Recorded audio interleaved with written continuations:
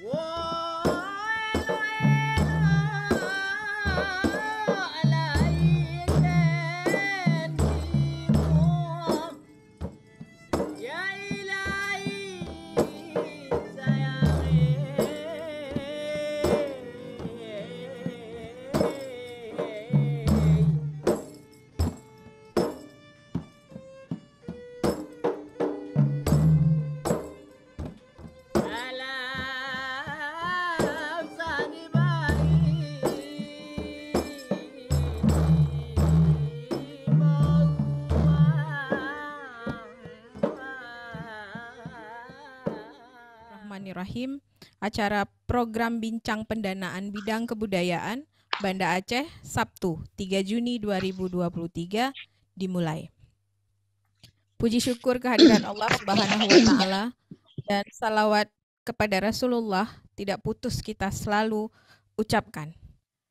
Yang kami hormati Bapak Kepala Balai Pelestarian Kebudayaan Wilayah 1, Bapak Pitrusdi beserta Bapak Kasubag Umum Bapak Ahmad Hariri yang sudah berkenan hadir di dalam ruangan ini.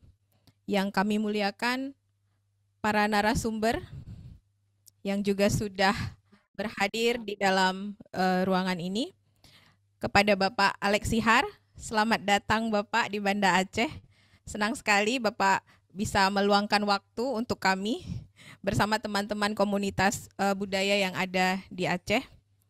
Kemudian ada Bang Jamal Taloh, Jamal Abdullah, tapi kita lebih sering mengenal beliau dengan nama Jamal Taloh atau Jamal Pantu ya Bang. Iya, iya. Dan di Zoom meeting ini juga sudah hadir Bapak Hendra Isander ya biasanya dipanggil juga ya. Sudah hadir di Zoom ini, apa sudah terhubung? Mungkin teman-teman admin boleh dicek ya. Kemudian para moderator di sini sudah berhadir Bang Ari Palawi. Ya, sebenarnya ini penggagas awalnya Pak. Ya, penggagas yang nyolek ini mumpung Pak Alex Sihar ada di sini kata beliau. Jadi dan ini disambut baik oleh Kepala BPK Wilayah 1 dan makanya ini juga terselenggara berkat kerjasama beberapa pihak yang salah satunya adalah mereka yang sudah menerima manfaat dari dana Indonesiana di tahun 2022. Dan kita berharap bahwa kegiatan ini akan memberi lebih banyak manfaat ya dan menjaring lebih banyak yang lolos untuk dana Indonesiana di tahun 2023. Amin. Dan selanjutnya di ujung ruang Zoom meeting ini juga sudah hadir salah satu moderator juga dan di sini juga sudah hadir komunitas budaya, ada yang dari sejarah, antropologi, arkeologi, ada perguruan tinggi juga dari komunitas budaya, sanggar seni juga ya. Kemudian ada komunitas literasi, kemudian juga ada pelukis dan ilustrator ya. Dan ini semua adalah orang-orang yang ingin tahu informasi lebih banyak tentang Indonesiana, dana Indonesiana. Dan semoga kegiatan ini memberi manfaat seluas-luasnya untuk selanjutnya, sebelum berbincang lebih teknis lagi, kami mohon kesediaan Bapak Kepala Balai Pelestarian Kebudayaan Wilayah 1 untuk menyampaikan sekapur sirih, Pak, dan kepada Pak Pitrusdi kami silahkan. Bismillahirrahmanirrahim. Assalamualaikum warahmatullahi wabarakatuh. Syukur pada Allah, salawat dan salam kepada Nabi Muhammad SAW. Selamat sore, salam sejahtera buat kita semua. Tentunya yang kami hormati di sini tentu ini Bang Alex Sihar. Selamat datang Bang di Aceh untuk kesekian kalinya. Selamat datang di Aceh untuk kesekian kalinya. Saya tidak mencerita siapa Bang Alex. Yang jelas Bang Alex adalah salah seorang dari tenaga ahli ataupun staf khusus di Direktorat Jenderal Kebudayaan yang selama ini juga menggarap tentang platform Dana Indonesia dan Dana Abadi Kebudayaan.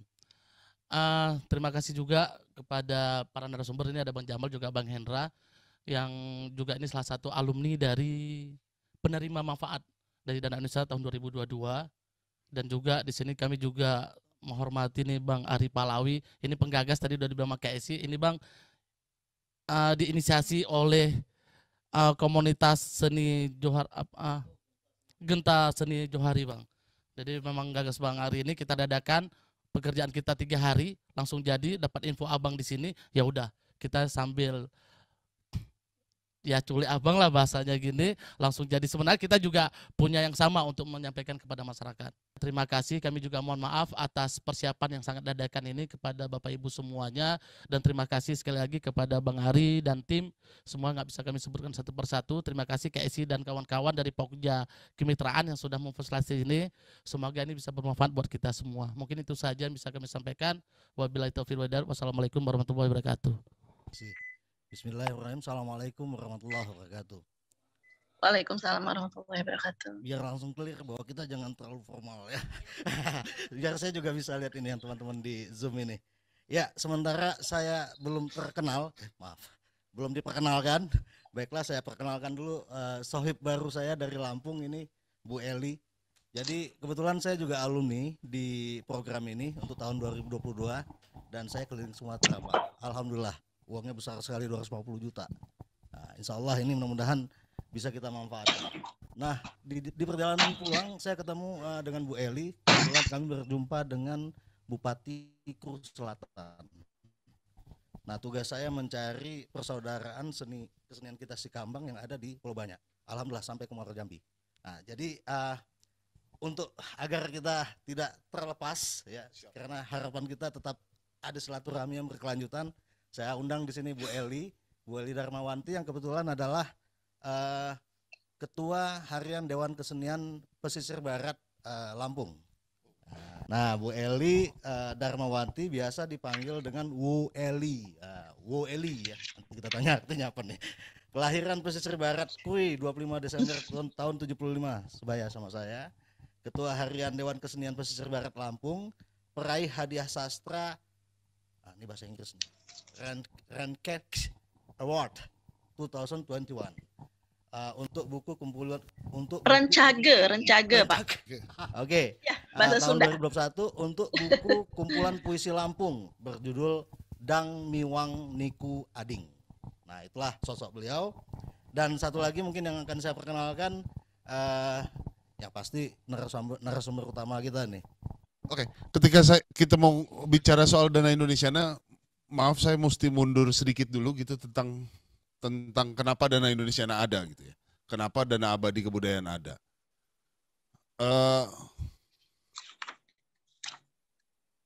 Ketika kita ngomong kebudayaan dalam arti peran pemerintah dalam pemajuan kebudayaan, geraknya berdasarkan semua peraturan perundangan bidang kebudayaan, ini cuma aturan-aturan atasnya aja. Ada dari Undang-Undang 5, Undang-Undang 11, Undang-Undang 33, PP nomor 66, PP tahun 87, sampai semua aturannya. Yang terakhir, yang paling ujung adalah Perpres 114 tentang strategi kebudayaan. Yang kalau semua peraturan perundangan itu dikonsolidasi gitu, kelihatan bahwa tugas utama pemerintah itu seperti sebelah kanan. Dia punya fungsi dan tugas utama sebagai pelindungan, makanya saya merahin. Itu harus dilakukan, dieksekusi langsung sama pemerintah. Lalu ada pengembangan dan pemanfaatan untuk kebudayaan, untuk objek pemajuan kebudayaan maupun untuk CB, yang tugas pengembangan dan pemanfaatannya posisi pemerintahnya mundur sedikit. Bukan eksekutor langsung, tapi menjadi fasilitator buat masyarakat bekerja.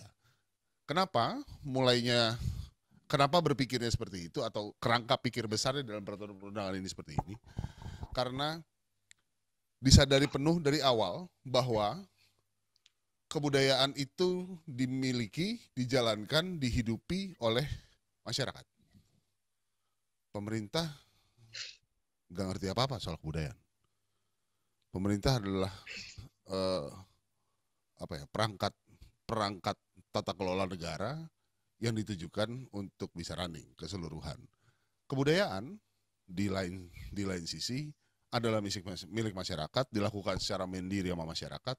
Lalu tugas pemerintahnya apa? Kan pertanyaan itu di dalam area kebudayaan. Tugas pemerintah nomor 1 adalah melakukan pelindungan terhadap objek pemajuan kebudayaan, pelindungan terhadap cagar budaya, pelindungan terhadap objek diduga cagar budaya, pelindungan terhadap aktivitas pengetahuan tradisional, terhadap sastra, terhadap kesenian dan sebagainya. Nomor 1 pelindungan. Itu yang harus dilakukan. Penyelamatan ada di dalam situ, restorasi ada di dalam situ, semua kerja-kerja pelindungan. Jadi kalau kita lihat pasal-pasal tentang pelindungan adalah pasal-pasal paling banyak di dalam tiga undang-undang tersebut. Nah, begitu ada pengembangan pemanfaatan yang memang umumnya dilakukan sama masyarakat, maka posisi pemerintahnya adalah memberikan fasilitasi, mendukung apa yang sudah dilakukan, mendukung apa yang sedang dilakukan dan akan dilakukan. Bentuknya bisa macam-macam. Yang di tengah-tengah tentunya pembinaan. Pembinaan means sasarannya adalah, kalau yang tadi sasaran utamanya adalah objeknya, cagarnya dan sebagainya. Kalau pembinaan sasarannya tentunya adalah sumber daya manusia, orang, lembaga dan peranata. Jadi kerja pembinaan itu mendukung ke yang lain gitu, ke semuanya. Lanjut. Nah, bagaimana sih pembiayaannya dilakukan untuk tugas-tugas tersebut? Diidentifikasi bahwa pembiayaan terbesar yang kemudian dialokasikan oleh negara itu ada di area pelindungan.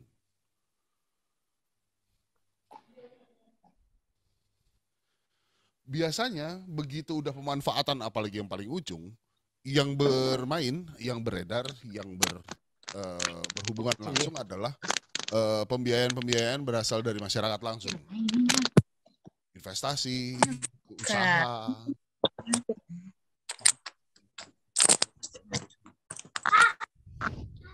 Investasi, usaha, sponsor. Bisa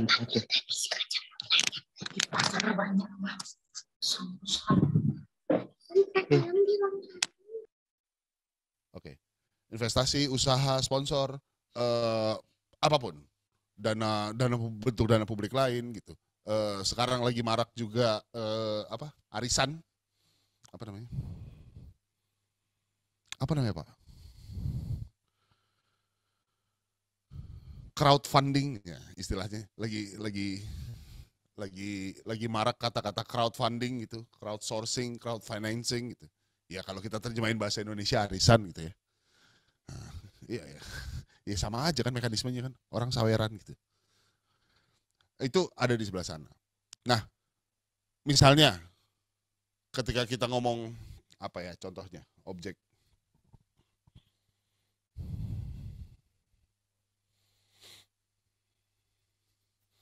gudeg gitu misalnya. Kalau di Jawa Tengah. Maka logika pelindungan gudegnya, pemberdayaan ekosistem segala macam itu ada di pemerintah tuh. Tapi begitu udah jualan gudegnya, udah duit masing-masing. Kan gitu ya.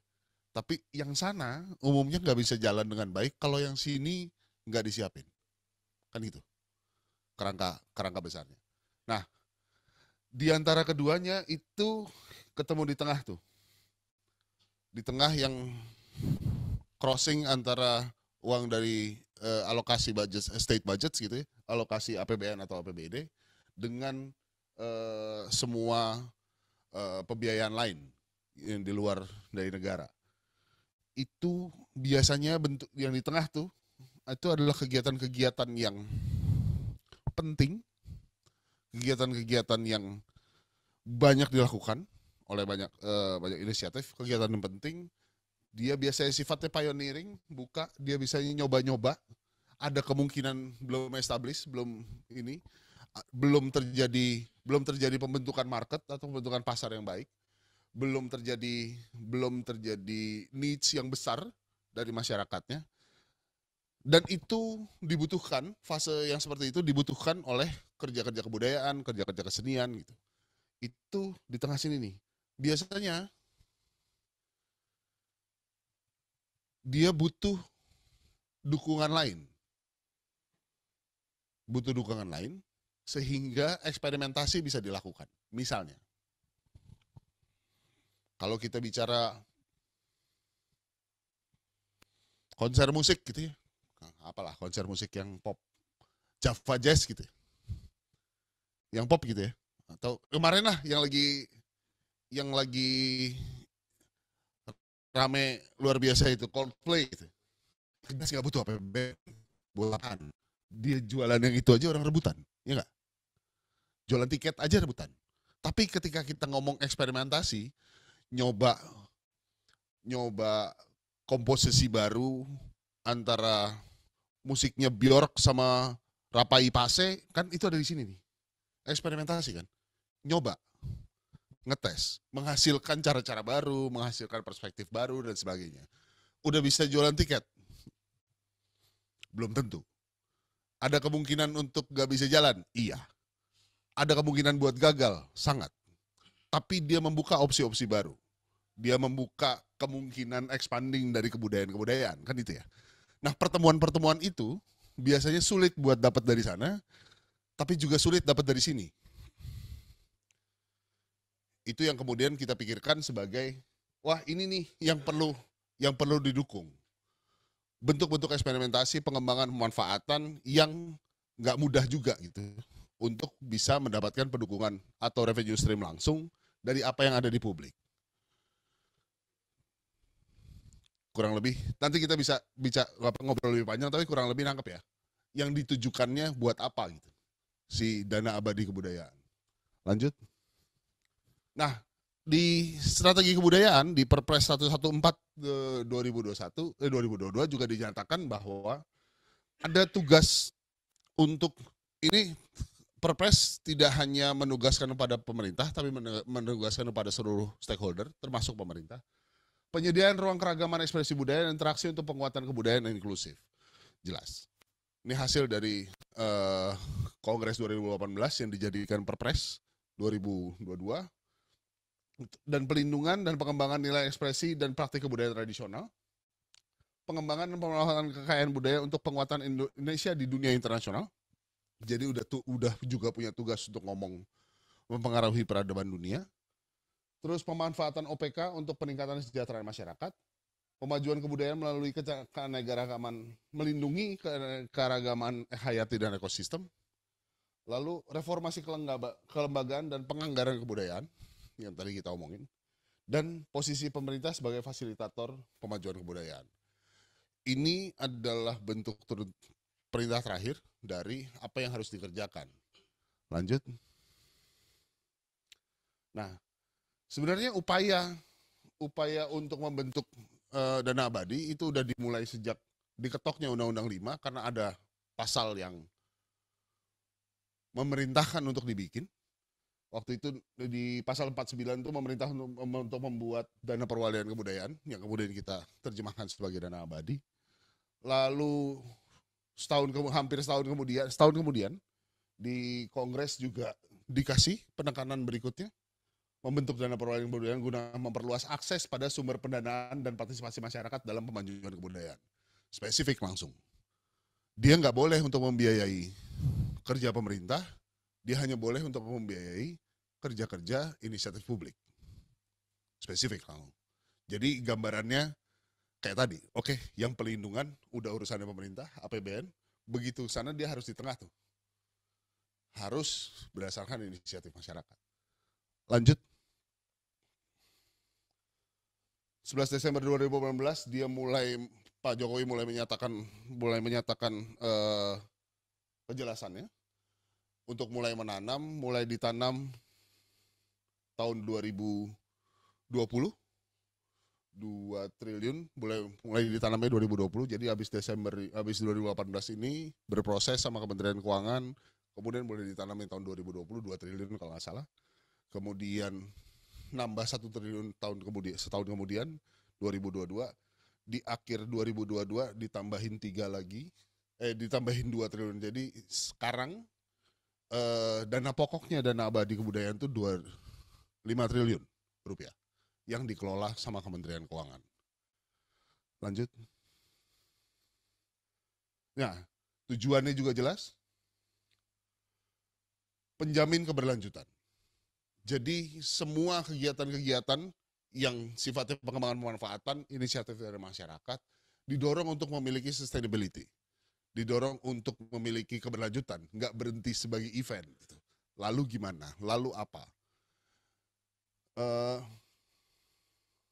Ya, ruang lingkupnya tadi digunakan untuk fasilitasi upaya inisiatif masyarakat. Itu kunci-kuncinya gitu. Nah, next. Nah, sampai akhirnya tahun 2021 dana abadi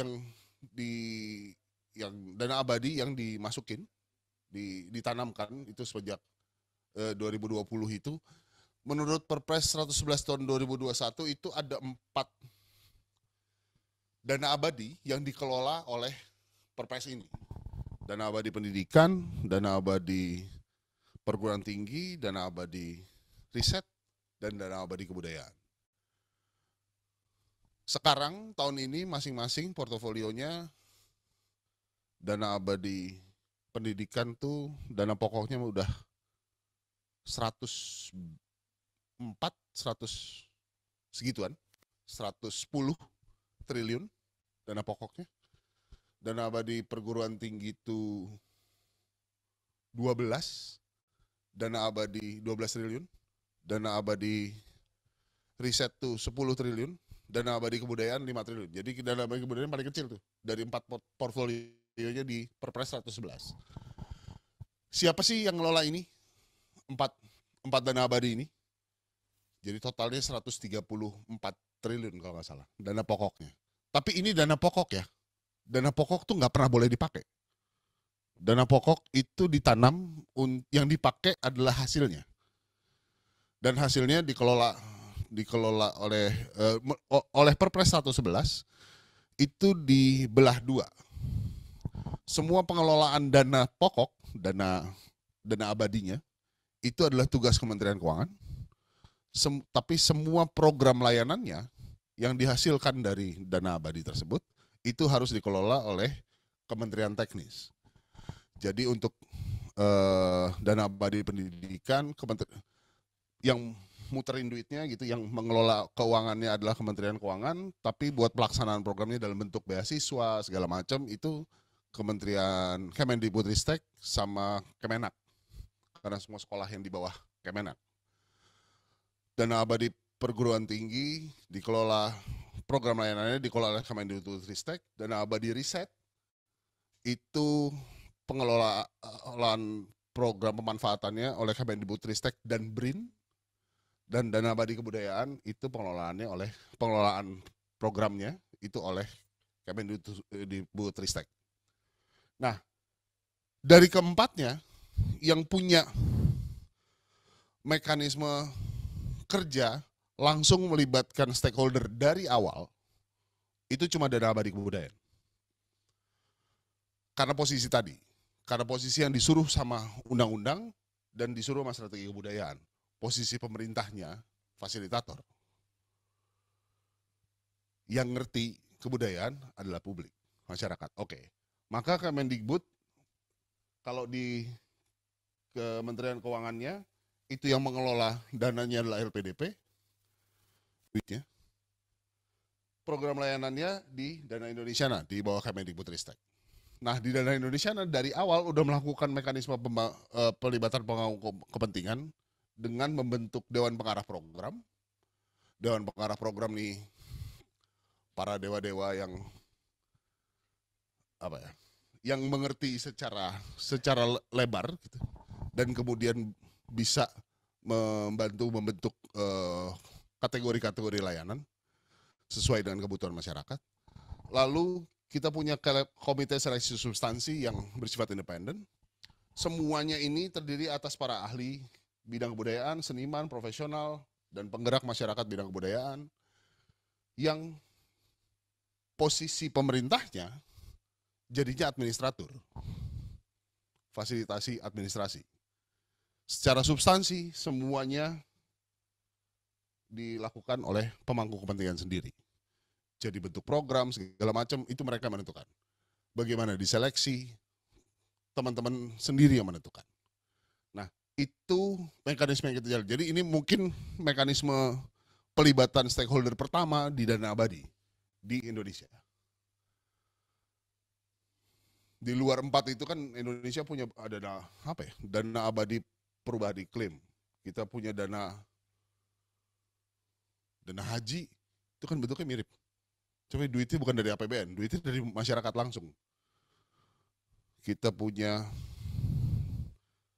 dana abadi lingkungan, itu juga ada. Ada hampir 10 ya dana abadi di Indonesia ini. Nah, kita mekanismenya seperti ini.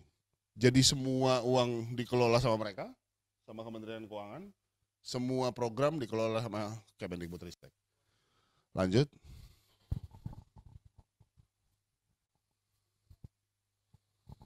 Ini Dewan Pengarahnya. Dewan Pengarah program bertugas pembentukan program layanan, jenis kategori pendukung dan segala macam sesuai dengan kebutuhan pemangku kepentingan, untuk memberikan arahan mekanisme pelaksanaan teknis layanan dan mekanisme komunikasi publik sehingga tepat sasaran. Terus memberikan arah kebijakan afirmasi sesuai dengan kebutuhan. Ada Bu Arimbi, Heru Putri sekarang Komnas HAM. Ada Pak Aswaranas, dulu Bupati. Bukan, Pak Aswaranas itu Bupati Banyuwangi, sekarang Menteri Pan-RB. Terus Pak Budi Manjo Sujatmiko, ada Bu Christine Hakim, ada Bu Heni Supolo, pedagog, salah satu pedagog terbaik Indonesia yang sangat perspektifnya sangat kebudayaan. Pak Ignas Kleiden, filosof. Bu Ina Silas, ahli museum. Pak James, apalah kita bilang, bapak besarnya Papua gitu.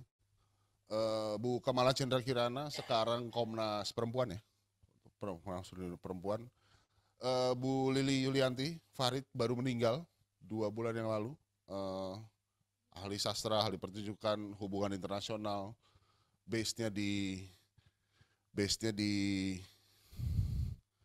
Makassar. Lalu ada Bu Linda Umar Abidin, seni pertunjukan, pebalet senior. Bu Nani Zulminarni, tokoh pemikir Muhammadiyah perempuan ya.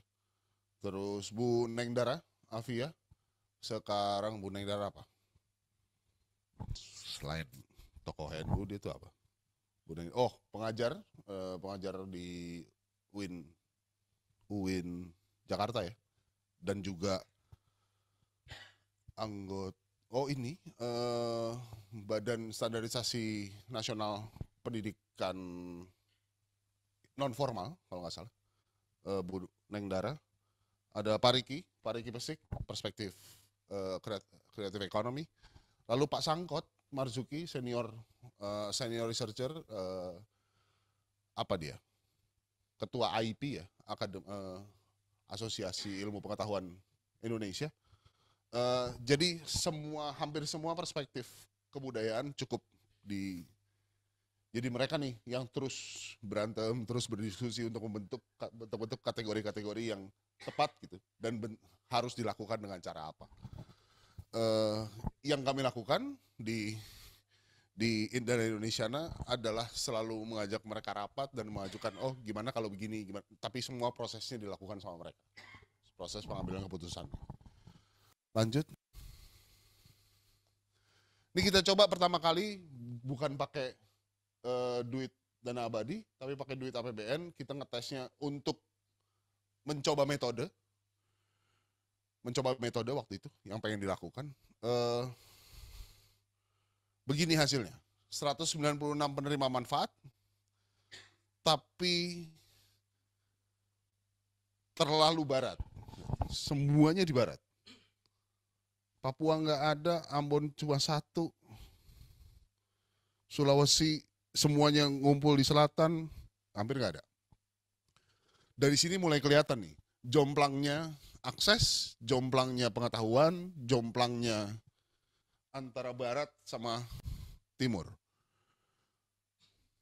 Berdasarkan data ini, kemudian berdasarkan data yang pertama ini, waktu kita ngetes, kemudian Dewan Pengarah membuat kebijakan afirmasi sehingga bisa lebih rata, sehingga bisa lebih tepat sasaran. Yang butuh ini lebih banyak tentu, tapi ternyata yang bisa mengaksesnya tidak sebanyak itu. Karena permasalahan bukan cuma sesederhana, permasalahannya mungkin buat kita sederhana, tapi ternyata buat teman-teman di timur sana itu masalah berat. Sinyal. Semua mekanisme yang dilakukan di Dana Indonesia berbasis internet. Begitu sinyal yang nggak ada, selesai. Itu buat kita yang di barat, nggak ada masalah. Kita bisa pindah dari satu sambungan ke sambungan yang lain dengan mudah. Gitu. Tapi buat di sana, ternyata masalah. Bukan ternyata, memang masalah. Gitu. Itu kan permasalahan infrastruktur yang lebih mendasar lagi ya gitu. Udah bukan urusan ekspresi kebudayaan, tapi masalah untuk bisa ekspresi aja setengah mampus gitu. Oke. Gara-gara ini dibuatlah kebijakan afirmatif. Next. Nah, Dewan Pengarah Program membuat 9 poin kebijakan afirmasi. Jadi kalau berdomisili dan melaksanakan kegiatan kebudayaan di daerah 3T, itu dapat kebijakan afirmasi. Kalau dia berdomisili menjalankan kegiatan di dalam wilayah yang memiliki IPK lebih rendah dari IPK nasional, itu dapat kebijakan afirmasi. Kalau dia secara programatik melibatkan dan membuka akses pada partisipasi kaum disabilitas, itu nilainya nambah. Lalu mendorong keterlibatan keberagaman gender dan bertujuan mempromosi kesetaraan gender, nilainya nambah.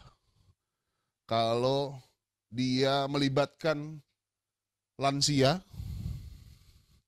atau remaja, karena ini dua kelompok umur yang sering tertinggal gitu dalam kegiatan-kegiatan kebudayaan. Kalau melibatkan dua kelompok umur ini maka bisa nambah poin gitu. Kalau dia memanfaatkan WBTB atau ICH, WBTB udah ditetapkan atau ICH, maka bisa nambah poin. Kalau mendorong keterlibatan keberagaman kepercayaan gitu dan menciptakan ruang dialog lintas suku, ras, kepercayaan, golongan, dia nambah 1 poin. Kalau kegiatannya seperti itu. Lalu kalau dia belum pernah dapat sebelumnya, dan yang terakhir untuk menjaga keselarasan dengan kerja-kerja pemerintah pusat, kalau dia dapat rekomendasi resmi dari satuan kerja di bawah Direktorat Jenderal Kebudayaan. Jadi Pak Pit, mana Pak Pit? Pak Pit ngumpet. Nah itu nomor 9 kalau bisa dapat tanda tangannya Pak Pit berarti oke. Tapi ini dimaksudkan untuk kemudian meningkatkan kesetaraan akses gitu. Dari peta yang tadi jomplang. Wah, jadi bukan berarti yang tidak ini nggak bisa dapat, itu bukan. Ini adalah nilai-nilai plus gitu. Kalau ini maka kalau nilainya setara, kalau ternyata ada tambahan dari sini maka yang menang yang nggak punya tambahan dari sini. Next. Kita coba tahun berikutnya dengan mekanisme tersebut lebih rata. Oke, mulai benar nih. Gitu.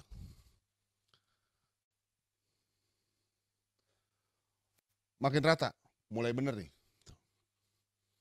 Aceh 2021 emang nggak ada kayaknya. 2021. Nah.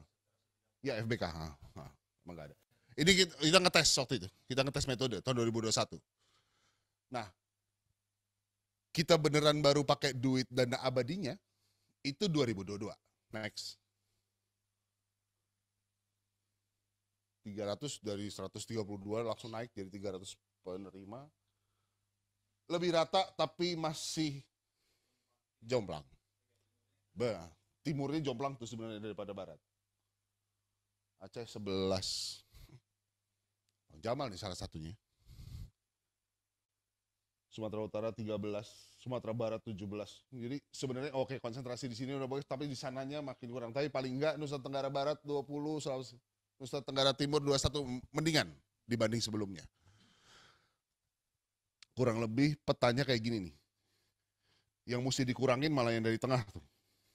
Jawa Tengah, Jogja, Jawa Timur, Jawa Barat, buset, kegedean. Dioper harusnya ke sana. Enggak dibatasi. Ini nggak bisa keserap, nggak sesederhana itu loh terserap. Tahun 2022 dari 2 triliun yang dikelola selama 2 tahun, yang bisa dipakai, yang bisa dimanfaatkan sebenarnya 185 miliar. Ini hanya menyerap 120. Jadi nggak keserap sebenarnya. Duit masih ada? Masih. Nggak sesederhana itu ternyata. Ketika duitnya ada, tapi kemudian penerimanya sendiri belum siap untuk bisa jalanin, atau memang proposalnya belum bisa mewakili kebutuhan besar-besar tadi. Yang daftar banyak banget. Proposal yang diterima tuh 7.000. Yang dilolosin sama peer review, komite seleksi yang juga teman-teman kita sebenarnya, itu cuma 300. Jadi memang kitanya mesti benerin kitanya juga gitu. Oh gini lo merencanakan dengan baik, oh gini lo mengelola dengan baik, gitu, segala macam. Itu karena begitu udah bukan pakai duitnya APBN, tapi pakai duitnya dana abadi, ternyata tidak sesederhana itu. Administrasinya ribetnya luar biasa. Kenapa sih dibikin susah? Nggak dibikin susah. Selama ini kita yang selain teriak-teriak.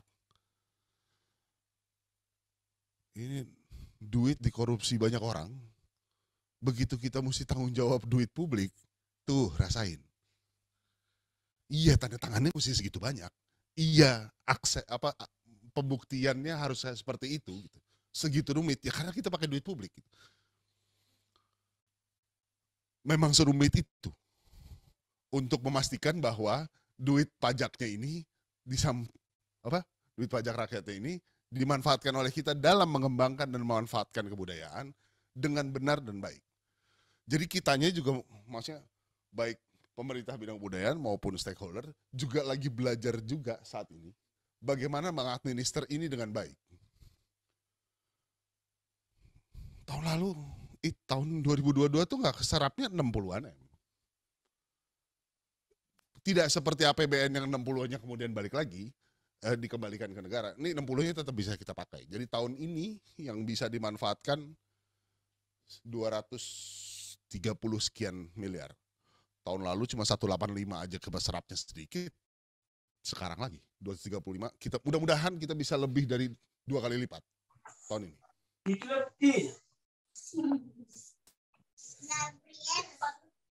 Bisa lebih dari 2 kali lipat menerimanya di tahun ini. Jadi bukan duitnya nggak ada, duitnya ada. Jangan-jangan kitanya nggak siap buat ngelola duitnya. Karena banyak yang begitu. Banyak teman-teman yang memilih buat ntar dulu deh, ini bertanggung jawabnya nggak sesederhana itu ya.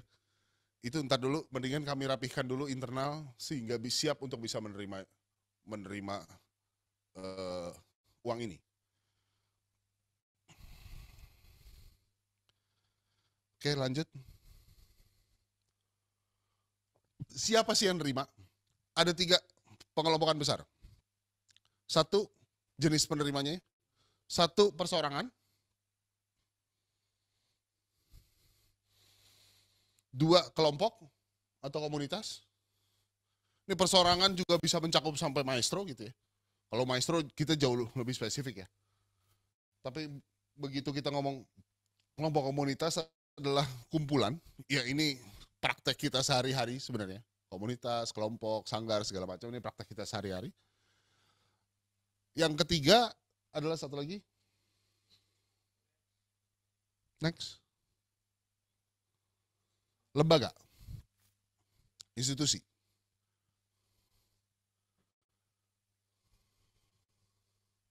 Kalau kita ngomong lembaga, yang dimaksud adalah yang berbadan hukum atau yang berbadan usaha. Dari yayasan, perkumpulan, PT, CV, koperasi, badan usaha unit desa, segala macam di sini.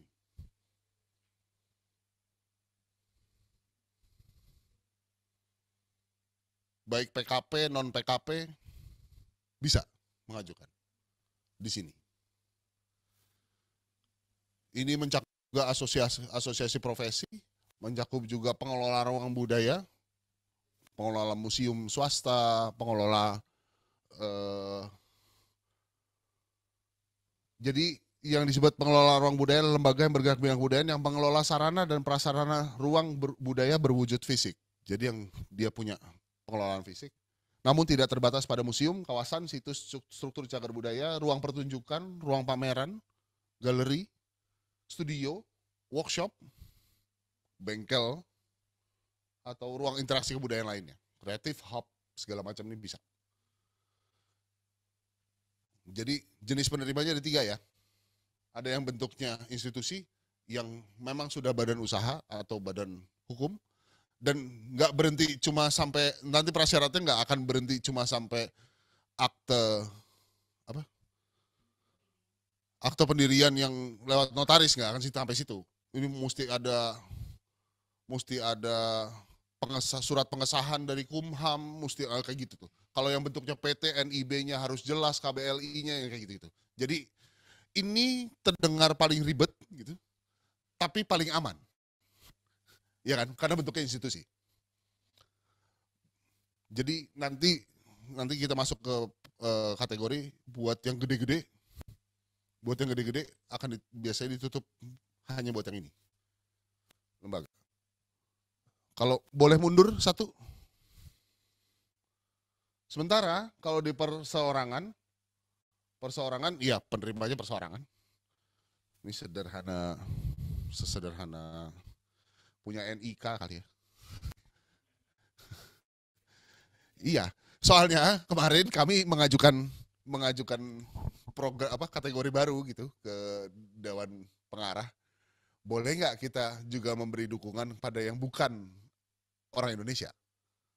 Misalnya peneliti Indonesianis yang selama ini udah ngomongin terus kebudayaan Indonesia di luar negeri, atau mungkin Bapak Ibu tahu sekota London tuh itu ada 17 kelompok gamelan. Ya orang-orang bule itu gitu. Mereka main gamelan gitu. Kalau mereka konser bisa nggak kita dukung gitu misalnya. Kan kepentingan kebudayaan kita ya. Kebudayaan kita jadi berkibar di internasional. Tapi Dewan Pengarah Program belum memberi izin. Nggak, kita fokus ke orang Indonesia dulu. Oke, baik. Berarti perseorangan tuh NIK yang pasti. NPWP pasti, nggak mungkin nggak. Nanti detailnya, teknisnya kita bisa ngobrol. Nah, kelompok adalah ya ini. Karena biasanya di kita praktek-praktek kebudayaan dilakukan secara berkelompok dan belum tentu berbentuk lembaga hukum, kan gitu ya. Banyak banget yang enggak bentuknya seperti itu ya. Apalagi masyarakat adat, yang nggak mungkin kita ngomong masyarakat adat itu harus punya yayasan gitu, aneh banget gitu. Kayak kita menghindari identitasnya dia. Sampai organisasi kepercayaan pada Tuhan Maha Esa kita masukin kelompoknya ini. Masing-masing tentunya punya kelemahan dan kelebihan masing-masing. Begitu udah perseorangan tentunya bisa lebih lincah gitu ya. Lebih lincah untuk program segala macam, cuma pasti nerimanya nggak mungkin besar-besar sekali, pasti dibatasi. Yang kelompok juga begitu. Nah, boleh lanjut? Lanjut. Nah, tuh. Untuk kategori dukungan institusional tuh yang boleh nerima hanya yang bentuknya lembaga.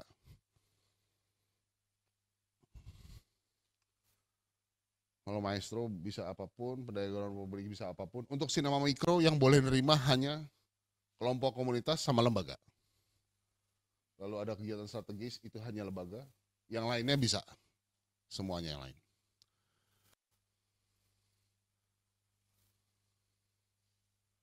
Lanjut. Slide terakhir kalau nggak salah. Oke. Eh, tahun ini akan dibuka 12 kategori. Dalam ini yang tahun lalu, tahunnya Bang Jamal, ini ada 7 kategori kegiatan.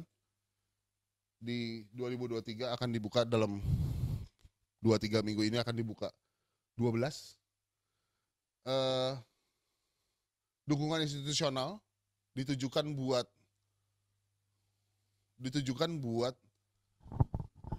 memperkuat pengorganisasian yang dilakukan oleh masyarakat.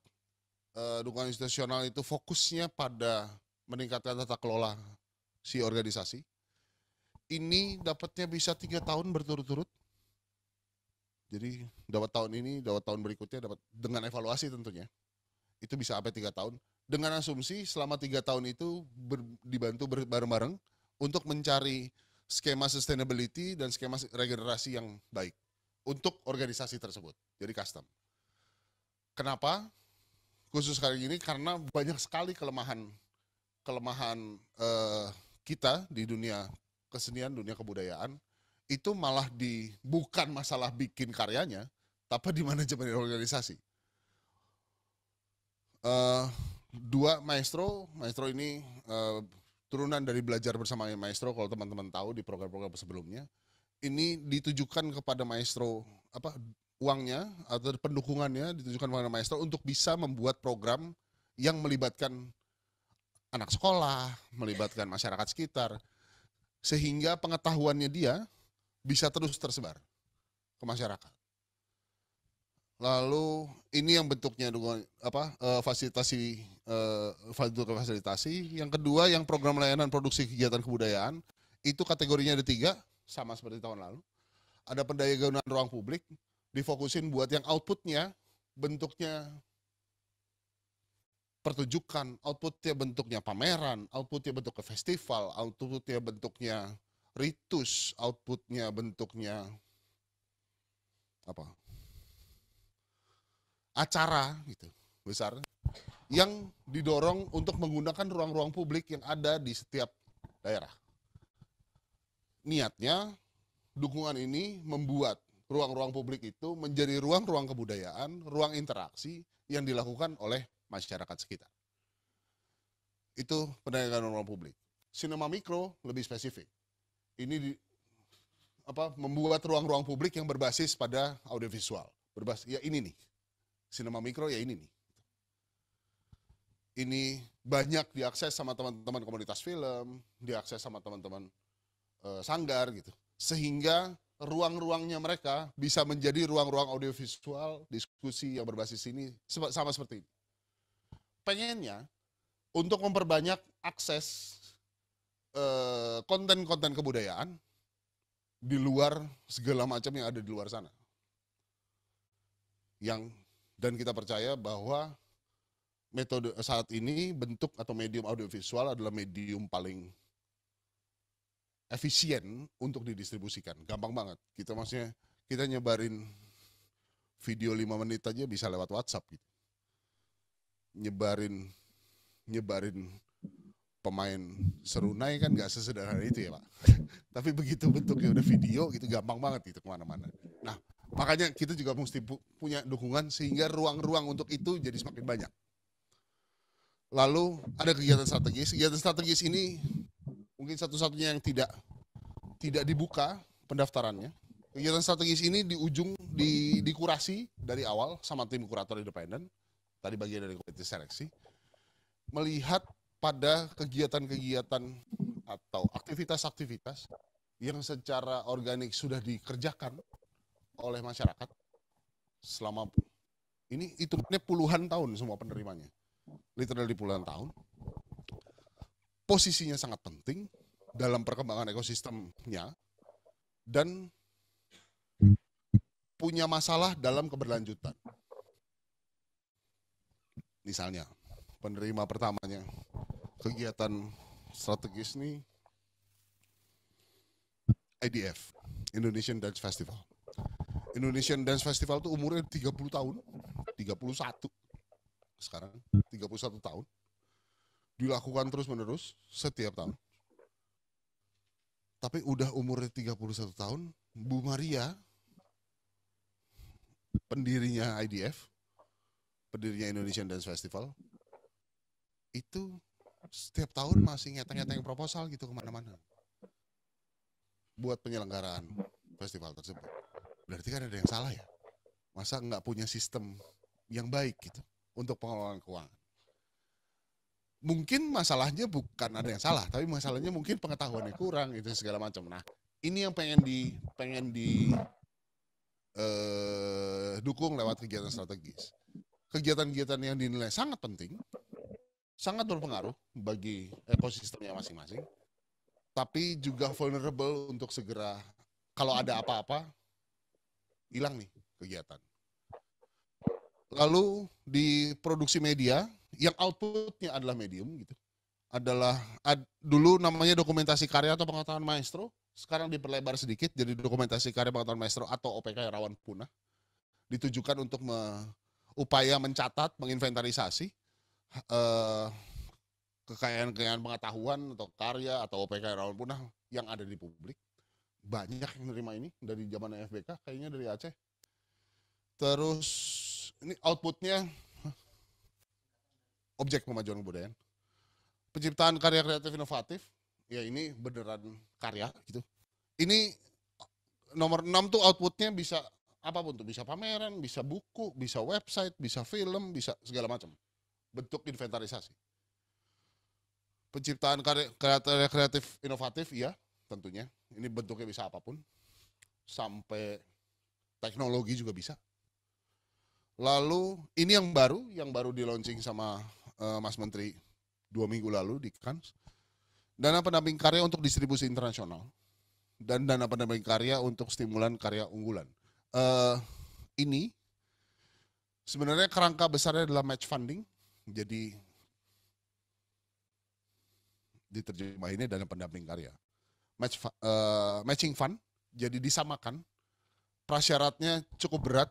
Dia sudah harus mendapatkan funding atau grant. Kalau yang pertama, yang nomor 8, sebuah karya film gitu, project. Jadi pasti ini yang didaftarkan adalah project, bukan film yang udah jadi gitu ya.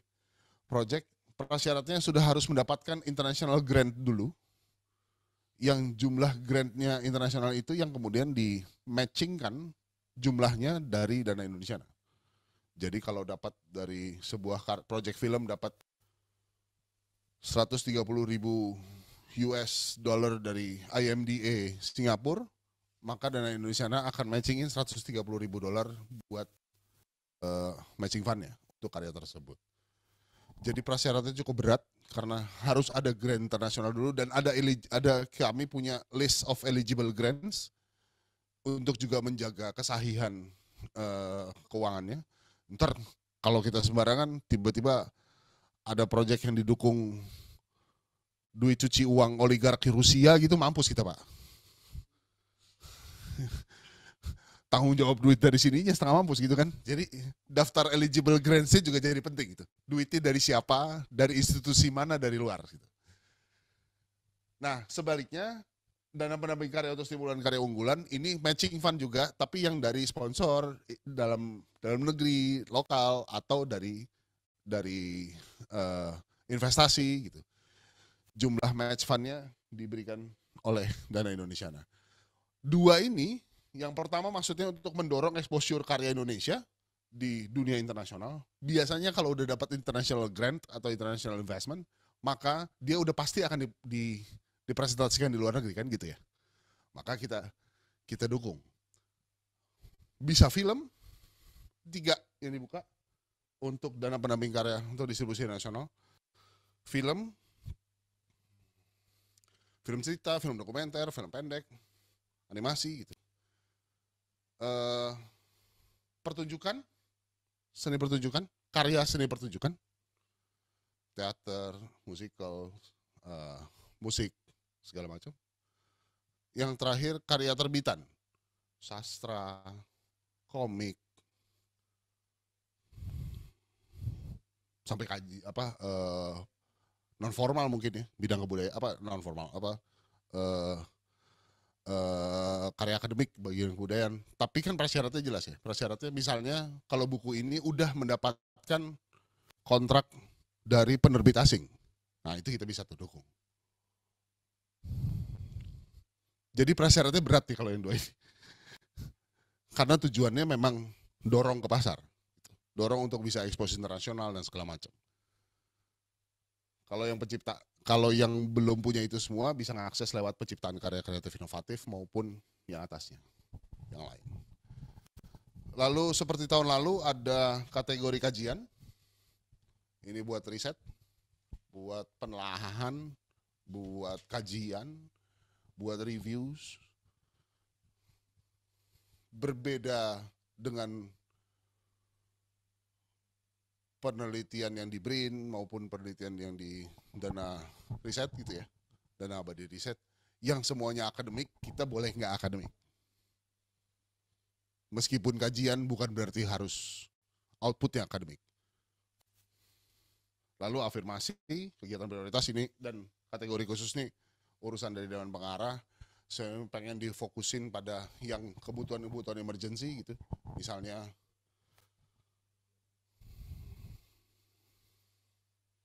kawasan perumahan masyarakat adat yang kena tanah longsor atau perbaikan cagar yang tiba-tiba kena, saya nggak tahu, gempa bumi atau apapun. Jadi pengennya kita punya kantong untuk juga bisa segera menyelamatkan yang begitu urgent dan emergency. Oke, pertama saya akan memperkenalkan Pak Ari. Dengan nama lengkap Ari Pahlawi, biasa dipanggil Ari. Beliau mengasuh program Teras Dr. Ari untuk peta permasalahan dan solusi termutakhir atas perkembangan dalam bidang kebudayaan secara global, termasuk di dalamnya persoalan kemanusiaan dan lingkungan. Dr. Ari adalah pendiri, pembelajar, dan peneliti dalam tata kelola organisasi Gonta Seni Jauhari, sebuah yayasan yang membawa misi kesejahteraan bersama dalam jejak pertumbuhan profesionalisme dalam seni, ilmu, dan teknologi. Beliau juga saat ini tercatat sebagai dosen di Universitas Syahkuala, juga sebagai musisi Yogyakarta, gitar orkestra, dan kebetulan juga untuk tahun 2022 ini beliau juga sebagai penerima sekaligus pelaksana program untuk Indonesiana ini. Kemudian narasumber kita satu lagi, saya akan memperkenalkan juga dengan Pak Jamal Abdullah, atau lebih dikenal dengan Jamal Taole, Jamal Taole. Dalam giat-giat kebudayaan di Aceh, baik sebagai musisi, beliau membina komunitas seni, organizer, juga pendidik selaku sosok yang juga mewarisi tradisi berkesenian di Aceh. Beliau juga merupakan salah satu sosok penerima anugerah seni dari pemerintah Kota Banda Aceh sebagai penggiat kebudayaan yang mandiri. Beliau terus berkiprah dalam profesionalisme, penyaji, pencipta, pengelola, dan pendidik dalam lintas kerjasama nasional, regional, maupun internasional. Jadi luar biasa sekali beberapa narasumber kita yang sudah berkumpul di forum ini. Semoga nanti bisa lebih banyak ilmu yang bisa kita serap dari mereka. Itu saja Pak Ari, silakan dilanjut. Nanti kita ngobrol lebih lanjut dengan Pak Hendra.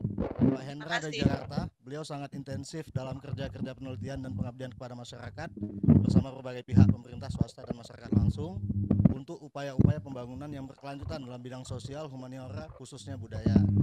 Selain juga penulis, beliau kerap mengkurasi karya-karya artistik rupa dan kesenian lainnya, bekerja sebagai redaktur media online garudacitizen.com dan pengasuh komunitas kajian budaya, lingkungan, dan seni yang bernama Ruang Garasi. Nah, Pak Hendra juga siapkan ini PowerPoint, nanti lalu lintasnya kita coba cek dulu nih 3 pertanyaan dulu nih dari teman-teman. Nanti saya lihat kalau mungkin jawab langsung, baru kita pindah ke presentasinya Pak Hendra. Terima kasih atas kesempatannya Pak Ari. Salam kenal, kami dari Benggala Dev Center Pak. Kebetulan kami baru nih di sini. Kita terlibat di dalam hal kajian atau objek cagar alam yang sifatnya heritage di bawah laut. Jadi bawah laut Pak. Jadi kebetulan memang di Aceh kan banyak heritage yang mulai dari Kampung Pandi sampai ke ujung Panju itu banyak sekali objek-objek heritage yang nilai budaya, termasuk aturan adat laut saat ini yang di dalam kawasan konservasi maritim itu termasuk ke dalam konservasi nilai budaya dan konservasi heritage-nya. Jadi mungkin kami Benggala Dive Center sini bisa memfasilitasi kerja-kerja kementerian ini dalam bentuk kajian di kawasan ini. Begitu Pak. Maksud beliau kayak mana sih dapat kepercayaan untuk bisa ngejalanin program, atau memang kita harus apply dulu walaupun udah punya Apply dulu. jejak Kalau ini semuanya kita urusannya dana Indonesia pasti asal harus open apply submission. dulu. Mungkin kalau ada jalan 20 tahun baru dilirik ya. Kasih Betul. kepercayaan. Siapa nih? Kalau yang dua ini produksi kegiatan kebudayaan itu outputnya adalah kegiatan itu event. Kalau yang produksi media outputnya adalah karya gitu ya, semua. Nah nomor satu nih dukungannya bukan kegiatan, bukan karyanya, tapi pada institusinya. Memang ditujukan untuk meningkatkan tadi sustainability. Jadi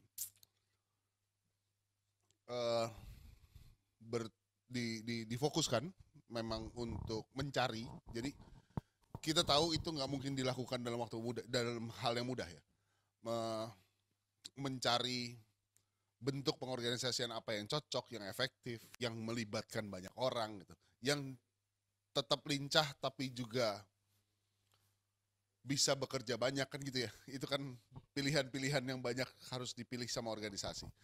Soalnya apalagi di area kesenian nih Pak, Bapak Ibu, dukungan institusional tuh kita lihat sebagai poin yang penting untuk kemudian mencari setiap organisasi, setiap institusi mencari mekanismenya sendiri yang cocok gitu, untuk bisa terus berkontribusi pada masyarakat. Tentunya teman-teman benar meriah bisa mengakses inilah gitu ya ke depannya. Kalau ditanya detail lebih lanjutnya, dukungan institusional itu hanya boleh diberikan kepada lembaga. Jadi dia harus entitas hukum atau entitas usaha gitu. Apalagi kalau dia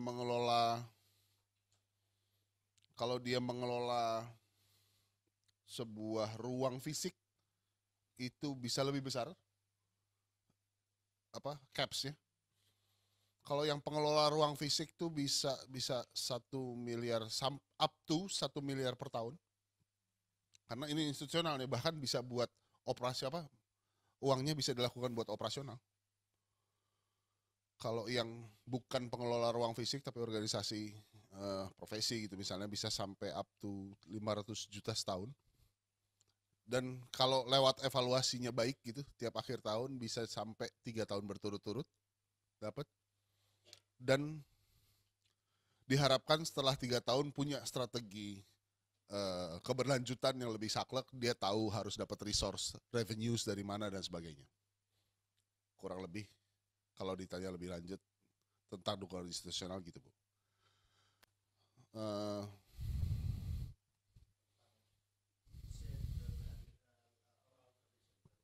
Ya tergantung Pak, mau bentuknya apa, pendokumentasian, tergantung mau jadinya apa gitu. Bentuknya kegiatan, bentuknya iya pencatatan kan bisa dokumentasi karya, bisa lewat situ gitu nanti. Kalau tujuannya adalah itu atau tujuannya adalah festival gitu kan beda lagi. Kan festival juga mencatat juga ya, cuma bentuknya beda lagi gitu. Ya tergantung sebenarnya kebutuhannya kayak apa dan pengennya ke arah mana yang pengen dilakukan. Dari Siap. pengalaman yang ada di tahun 2022, saya akhirnya came out ada 3 pilar dalam kita sebagai pemanfaat dana pemajuan kebudayaan. Gitu. tiga pilar dana pemajuan kebudayaan ini sifatnya sangat administratif dan teknis. Jadi saya bagi tiga aja supaya mudah. Pertama konten, dua akuntabilitas, tiga integritas. Nah ini yang jadi kendala pada soalan administrasi. Jadi dana Indonesia Abadi memang berat sekali atau sangat rigid dalam soalan administrasi dan keuangan, dan ini yang perlu diketahui oleh kawan-kawan. Mengaksesnya memang bisa dikatakan begitu demikian, tapi pada saat pengelolaan dana itu terjadi hal-hal yang luar biasa yang sekiranya ini penting untuk diketahui oleh publik, sehingga gocek bolanya dari awal sudah pas menuju gawang gitu. Nah, banyak kejadian misalnya dari sekian banyak yang melakukan pelaporan dalam sistem RS Pro itu tidak mencapai 70% ya, jadi sekitar 40%-nya masih belum ada laporan, sehingga banyak terjadi slip ya gitu ya antara pelaporan, kemajuan kegiatan dan seterusnya. Boleh satu slide berikutnya. Nah konten saya rasa dari pengalaman saya yang muncul setelah kegiatan itu ada beberapa poin. Pertama itu jasa budaya, dua itu jasa lingkungan, dan yang keluar outputnya adalah CES, Cultural Ecosystem Services. Sehingga hasilnya adalah bisa buku, bisa film, bisa festival yang menggambarkan ekosistem CES yang berkelanjutan. Kemudian dia mengandung unsur-unsur pembangunan berkelanjutan dan peningkatan indeks kebahagiaan. Langkah pekerjaan di lapangan hanya 4 yang kita lakukan oleh tim kami. Yang pertama mengapresiasi, seperti mengenali kelebihan, mengenali keunggulan, kemudian melakukan encourage bagaimana milenial dan Gen Z bisa ikut apresiasi, kemudian membangun ekosistemnya, dan setelah ekosistem itu terbangun, mudah-mudahan nanti sekitar bulan Juni saya kembali ke Natuna untuk menawarkan kepada Pemda tentang kegiatan keberlanjutan dari KPM ini, dan tidak hanya bergantung pada dana Indonesiana, tapi juga bergantung pada sumber-sumber daya yang ada di Natuna. Jika proses kita benar, barangkali apresiasi itu bisa menjadi bagian dari musyawarah rencana pembangunan Kabupaten Natuna yang berkelanjutan. Nah ini yang di konten kami ya, gitu ya. Jadi berat kita memang melakukan pemberatan atau pembobotan pada CES, gitu. Dan itu ternyata memang menjadi satu novelty, kebaharuan, dan menghasilkan beberapa inovasi. Dari CES ada 4 inovasi: kebaharuan empiristik, kebaharuan legalitas, kebaharuan teknis, dan kebaharuan inovasi. Jadi kita menemukan 4 hasil dari pemanfaatan dana Indonesia Abadi, kita menemukan 4 kebaharuan. Nah, itu yang kita sebut ekosistem yang berkelanjutan. Nah, ini selanjutnya boleh. Setelah konten, selanjutnya adalah, boleh Mas Ari? Nah, ini dia, akuntabilitas. Jadi ini yang berat kita jalankan sejak awal bulan Mei. Jadi ada proses seleksi, setelah submit ada proses seleksi. Ini yang berat adalah 2 proses ini, verifikasi dan monitoring evaluasi, serta bagaimana kita menggunakan sistem RS Pro sebagai alat kontrolnya, yang itu yang Bang Alex tadi sebut. Kalau nggak ada jaringan internet, selesai sudah. Nah, ini perlu menjadi perhatian gitu ya. Mungkin sistem RS Pro memang membuat semua hal itu dalam jaringan, termasuk monefnya. Dan yang kedua yang perlu dipahami oleh publik, gitu, bahwa usulan rencana anggaran biaya itu dalam dana Indonesia itu bersifat rigid. Dia kaku sekali, dia tidak bisa diubah, tidak dapat dimodifikasi, tidak dapat ada hal-hal yang mendadak-dadak tiba, kecuali hal yang sangat luar biasa, sehingga RAB ini menjadi kendala gitu ya. Dan sebagai obatnya, RAB yang bersifat rigid itu menjadi RAB efisiensi. Nah ini juga menjadi kendala di pelaksanaan kita di 2022. Begitu ada hal-hal tertentu yang mempengaruhi kegiatan lapangan, maka otomatis rencana anggaran biaya itu ada efisiensinya. Nah, yang kemudian adalah pentingnya bagi setiap pemanfaat dana membuat buku induk laporan kemajuan yang sifatnya log harian. Nah, ini yang sangat sering, bukan sering ya, bahkan saya pun agak miss gitu. Bahwa laporan penggunaan dana itu dilakukan per tanggal, per bulan dalam susunan yang rigid, jadi tidak bisa lompat-lompat ya. Jadi buku induk laporan kemajuan itu betul-betul rigid, menceritakan dari hari ke hari. Pertama, apa kegiatannya, 2, siapa subjeknya, ketiga, objeknya, 4, infrastruktur yang digunakan, dan seterusnya. Kemudian yang ini juga agak berbahaya, tapi memang harus dibuat sejak awal, bahwa ada namanya buku induk pembukuan ya, bentuknya sangat mirip dengan jurnal akunting. Nah ini barangkali untuk pemanfaat dana ke depan harus dibutuhkan ahli pembukuan dan administrasi yang khusus menangani hal ini. Kemudian buku induk bukti bayar ini juga menjadi kendala karena di beberapa daerah nggak ada bon, misalnya bon makan dan ini dan itu harus betul-betul disikapi sejak awal sehingga pada saat pemanfaatan dana dia tidak ada kebingungan ya. Yang terakhir ada pengelolaan RAB gitu. Bagaimana kita mengolah rencana anggaran biaya yang tadinya rigid dan kemudian menyelesaikan diri dengan kondisi lapangan tapi tetap bisa dipertanggungjawabkan akuntabilitasnya. Yang paling penting itu proses seleksinya dilewati, kemudian verifikasi, dan proses MONEF ini bukan hal yang ringan. Saya melaporkan dari mulai bulan Desember itu berlangsung 4 bulan. Monitoringnya baru kemudian setelah data terkumpul lengkap, ada evaluasi dan dinyatakan ada yang dinyatakan harus dilengkapi, ada yang dinyatakan kurang, tidak sudah seterusnya. Dan yang berat memang ada di sistem Erispro. Bahwa dalam pengalaman kami, penggunaan dana Indonesia Abadi itu menggunakan platform sistem Rispro, bukan Erispro ya, Rispronya LPDP. Nah ini perlu kawan-kawan kiranya bertanya pada teman-teman yang sudah pernah menggunakan sistem ini. Sistem ini sangat unik, gitu ya. Dan menurut saya mudah, tapi juga nggak mudah gitu. Jadi dibutuhkan data yang lengkap sehingga sistem Rispro ini bisa bekerja dengan baik dan tidak menjadi halangan. Nah ini akuntabilitas kira-kira demikian. Mungkin selanjutnya, Mas Ari. Nah ini integritas yang harus kita capai sebagai pemanfaat dana, yaitu indikator pencapaian sesuai dengan progres serapan keuangan.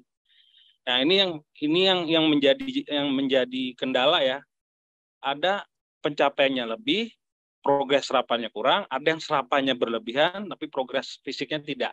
Nah ini selalu butuh proses adjustment di lapangan untuk mendapatkan indikator pencapaian itu sesuai dengan progres serapan laporan keuangan. Nah, ini mempermudah pekerjaan kita dalam pengelolaan dana.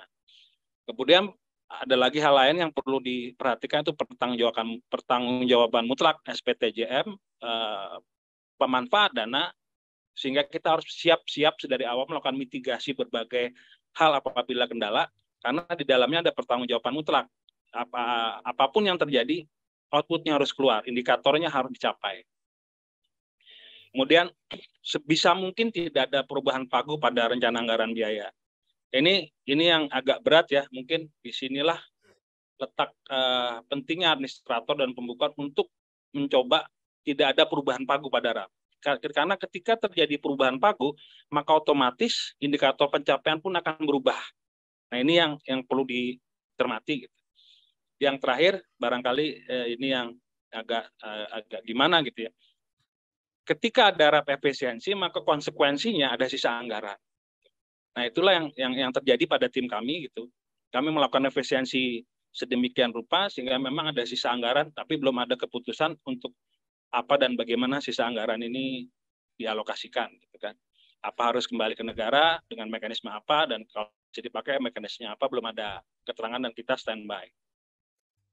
Jadi kira-kira 3 pilar itu yang menurut pengalaman tim kami bisa menjadi bekal lah buat yang kemudian, terutama pada administrasi dan pembukuan yang cukup berat yang harus dilewati oleh setiap peserta mulai dari awal submit sampai tahapan nanti evaluasi. Kira-kira demikian Mas Ari. Terima kasih. Terima kasih Pak Hendra. Ini inisiatif beliau sendiri mempersiapkan presentasi dan beliau tidak mewakili siapapun, tapi memang pengalaman pribadi sebagai alumni. Saya kira ini, Pak Hendra membuat buku tentang resep masakan dari Pulau Natuna ya, Pak Hendra? Ya, membuat dokumentasi karya pengetahuan maestro Tabel Mando. Kelompoknya adalah benda Jakarta ke Natuna. Ya. objek budaya mau punah, kayaknya makanan tabel mando 5 tahun lagi nggak bakal akan hilang mungkin di Natuna kalau nggak didokumentasi karena intrusi makanan fashion dari berbagai tempat ya. Mungkin khawatirnya 3-5 tahun lagi makanan ini nggak ada. Gitu. Ya, dengan satu tokoh Rapai Pase. Nah, mungkin cerita sedikit nih terkait dengan pengalamannya mendapatkan dana Indonesia. Nah. Terima kasih, Ari, Bang Alek. Yang pertama, saya secara pribadi sangat berterima kasih dengan program ini. Kenapa? Karena saya fokus dengan Rapai Pase itu udah hampir 15 tahun. Saya bukan pemain Rapai Pase, tapi saya fokus karena saya player Rapai. Berbagai usaha saya terobos, EBK 2 kali gagal terus. Karena emang mungkin belum jodohnya di situ. Alhamdulillah tahun lalu dapat Indonesiana. Dan fokus saya ke Rapai Pase juga. Tapi ke Rapai Pase. Dokumentasi karya maestro kita bikin dokumenter. Jadi ada seorang maestro, kalau saya udah mengkategorikan dia maestro, udah 82 tahun umurnya. Dari umur 15 tahun udah main Rapai Pase. Dan di film saya ini, beliau masih sanggup main umurnya 82 tahun. Tahun ini 83 umurnya. Kalau pengalaman, mungkin sebagian sudah diceritakan sama Bang Indra. Mungkin ini sedikit koreksi untuk kawan-kawan di Indonesia, nah Bang. Kemarin kita agak miss tentang pemahaman kalau Indonesiana ini kan hibah jatuhnya.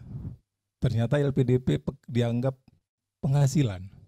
Jadi ada miss kita kemarin. Akhirnya kita kena pajak progresif. Nah, kemarin kita sempat zoom 5 kali, nggak ada titik terangnya, nggak ada ujungnya. Akhirnya ngambil sikap jalan dengan beberapa kesepakatan. Tapi walaupun ini dianggap pekerjaan oleh LPDP, kasihannya gini, ada kawan-kawan, saya komunikasi di grup, ada beberapa kawan yang kasihan dari sebelah timur sana. Terlalu jujur bikin Nerabi, Bang. Udah, dia nggak pikirkan faktor-faktor X, akhirnya dia rugi sampai 10-15 juta. Nah ini kan nggak bisa ditalang dan diselesaikan oleh Indonesia sendiri.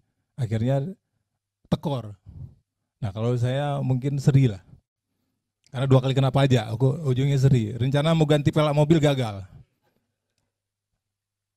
Ya artinya kami walaupun menganggap ini bukan penghasilan untuk mencari kaya raya, adalah kepantasan untuk yang kita pikirkan. Saya pikir itu pantas lah. Sepantas-pantasnya kita memposisikan angka untuk diri kita kan nggak ada yang salah saya pikir. Selama kita bisa bertanggungjawabkan, artinya diverifikasi.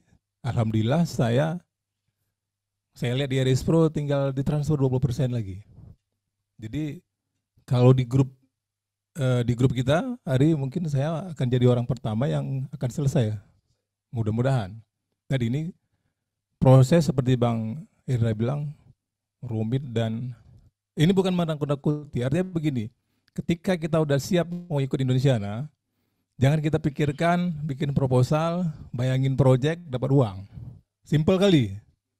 Ternyata kita masuk ke lembah yang sangat seram. Ketika loka karya asik Bang, 5 hari ya asik makan, snack terjamin, naiklah badan 3-4 kilo kan, tidur enak, ya kan, kamar asik. Ternyata begitu pulang, sakit kepala Pak.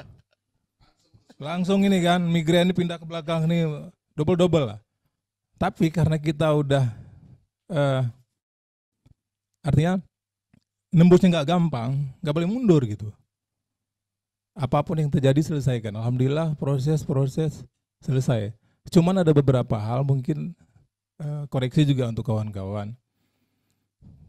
Kita komunikasi di grup mungkin bisa disampaikan. Kemarin saya berharap dari hari kan saya lihat ada Pak Dirjen.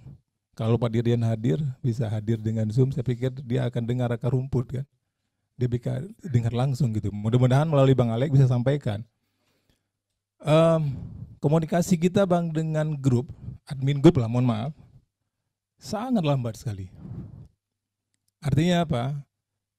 Saya mohon maaf, saya pakai cara agak saya pura-pura gila lah gaya saya. Jadi saya bypass, saya colek gitu adminnya, saya japri dia.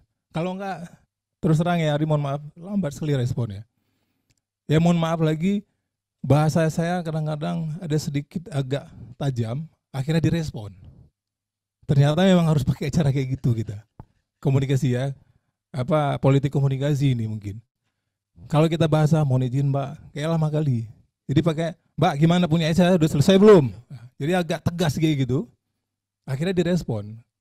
Nah ini kalau kita kasih pertanyaan atau katakanlah kita email sesuatu, upload di RIS Pro, itu ditanggapinya sampai 2-3 bulan. Padahal saya sampaikan ketika ditelepon saya, simpel aja sebenarnya komunikasi. Oh ini Pak, bohong aja sekalipun kawan-kawan di sana, kita udah dingin Bang. Itu dia.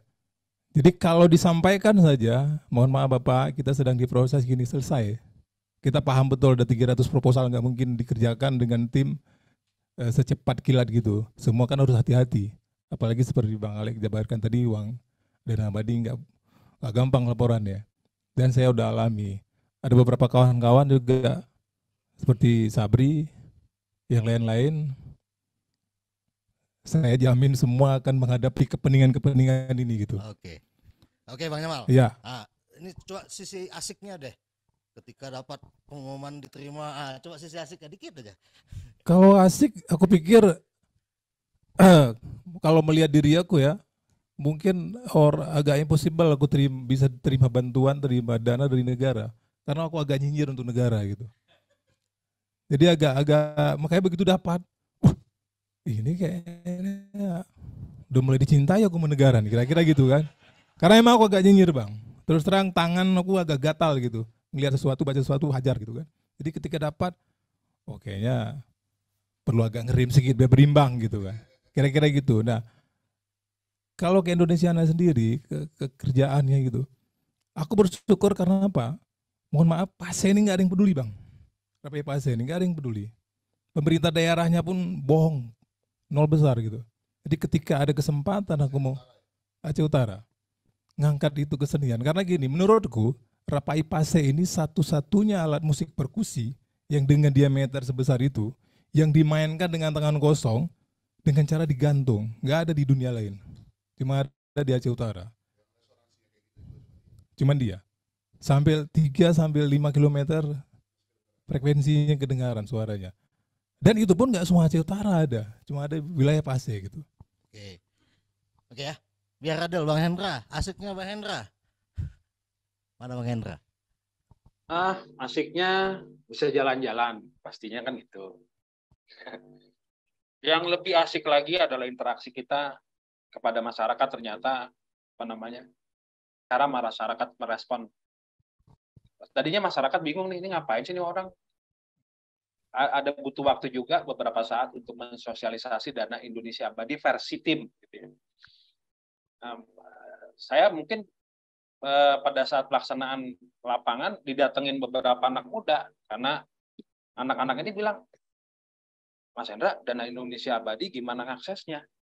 Nah, sedikit-sedikit mungkin tidak sekelengkap Mas Alek. Gitu ya. Kita sampaikan juga kepada pemuda-pemudi di Natuna, pada duta-duta Tabel Mando, ke depan jangan saya yang daftar, saya bilang. Kalian semua yang daftar langsung ke Dana Indonesia Abadi, saya tunjukin dashboardnya seperti apa, kemudian saya ajarkan RIS Pro-nya begini loh, bikin RAP itu begini loh, itu yang menarik, gitu. Itu yang asik. Gitu. Harapan saya bukan saya yang maju gitu ya. Ke depan ya kita harapkan bahwa pilot-pilot project dari setiap peserta atau pemanfaat dana tahun 2022 akan menumbuhkan generasi muda dan institusi lokal yang bisa ikutan langsung ke Dana Indonesia Abadi gitu. Itu yang betul-betul saya harapin akan muncul ke depan. Jadi animo masyarakat terhadap program ini, ternyata program ini memberikan harapan banyak bagi berbagai komunitas dan perorangan-perorangan, terutama generasi milenial dan generasi Z, yang sama sekali nggak pernah dengar apa-apa tentang dunia pendidikan, dunia dana-dana begini. Nah, ini yang asiknya. Oke. Gitu Bang. Terima kasih Pak Hendra. Jadi kalau bisa saya juga ikut mencoba memformulasikan apa yang kita udah alami selama ini. Pertama, saya sendiri menyelenggarakan acara seperti ini. Terima kasih sekali Pak Pip yang udah mendukung seperti ini. Saya pun nggak bayangin Bu Esi itu luar biasa tuh. Bisa sekejap membuat acaranya seperti ini. Hanya untuk berusaha agar karena saya pribadi sebagai pembelajar di bidang etnomusikologi ada semacam dilema ya. Gimana sih kita punya cara agar seluruh waris budaya kita ataupun pegiat budaya itu kesejahteraannya stabil. Nah, saya melihat Dana Indonesia ini satu peluang untuk bisa menyelesaikan persoalan itu. Walaupun dengan segala kendala yang disampaikan tadi, masalah akses, masalah kemampuan ya, sehingga ini belum bisa tepat sasaran tanda kutip ya. Bahkan ini juga rentan dengan joki juga ya.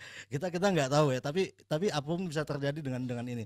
Nah, termasuk bagian yang sulitnya itu tadi, saya kira apa yang dilakukan teman-teman manajemen udah luar biasa juga ya Pak Jamal ya. Sampai terakhir ini mereka lebih intensif dan banyak upaya-upaya yang membedakan, misalnya sama-sama kerja dengan LPDP tapi kampus lebih rumit daripada kita yang di Dana Indonesia nih untuk program kebudayaan. Beda jauh. Saya ngalami yang di kampus bahkan harus kembalikan uang, tapi di sini lebih mudah, jauh lebih mudah. Nah, mungkin melanjutkan apa yang diharapkan Bang Jamal juga, ada mekanisme yang kita tahu lah siapa pewaris budaya kita selain demografi lokasi, pengalaman kerja, serapan pengetahuan segala macam, keterbatasan teknologi.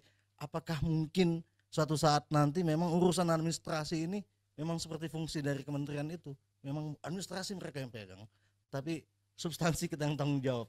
Nah, mungkin suatu saat ada ditemukan lah cara yang lebih efisien untuk ini. Terkait saya sudah ini sih baca-baca Juknak-Juknis terkait Indonesiana ini, terkait akta notaris.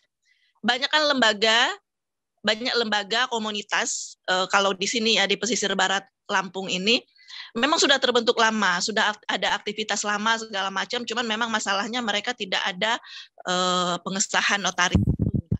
Jika misalnya mereka sementara di Juknak-Juknisnya itu kan paling enggak sudah beraktivitas 2 tahun kalau tidak salah, begitu notaris itu dibuat gitu. Nah, sementara kalau misalnya teman-teman komunitas atau kelompok ini mereka baru mau buat akte notaris, sementara itu mereka sudah lama beraktivitas. Nah, ini gimana ini?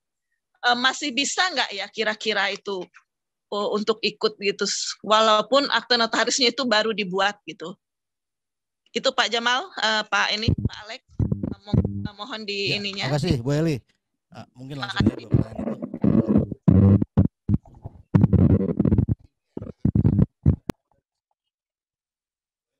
Kalau di mute, oke beres.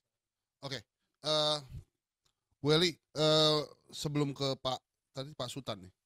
Sebelum ke Pak Sultan mungkin langsung dulu ke Bu Eli. Kalau pertanyaannya adalah tetap bisa mendaftarkan apa enggak, ya tergantung kategori yang mana ya. Tadi ada 2 kategori yang hanya bisa diakses oleh yang bentuknya lembaga gitu. Yang lainnya, kategori yang lain sih bisa-bisa aja. Dan yang dihitung sebenarnya portofolionya Bu, bukan badan hukumnya gitu, atau badan usahanya gitu. Badan hukumnya kan bisa aja baru terjadi kemarin gitu. Tapi portofolio kan susah bohongnya. Maksudnya ini juga untuk menghindari ini Bu, untuk menghindari